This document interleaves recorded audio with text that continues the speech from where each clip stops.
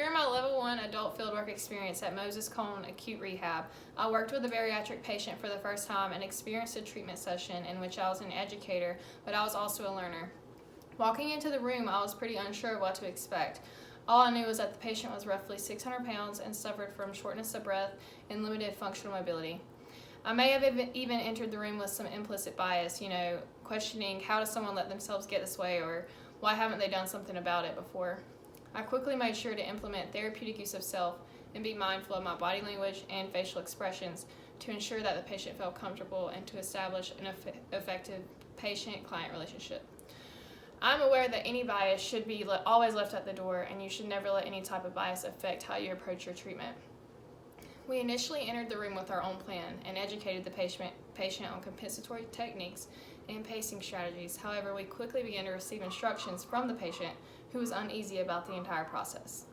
She began to instruct us on the most effective techniques to engage in bed mobility from supine to edge of bed. And in that moment, we transitioned from educators to learners. She would tell us step by step how to move her body and limbs during bed mobility tasks and how it was done most effectively and comfortably. So we listened to her.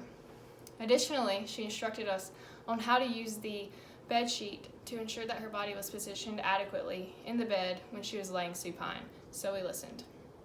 Our job became to make her as comfortable as possible, which could only be done through mindful listening as learners. Moving forward, I intend to use mindful listening to understand how the patient is feeling, what feels most comfortable, asking what are the most effective techniques that you've used in the past to enable occupational performance.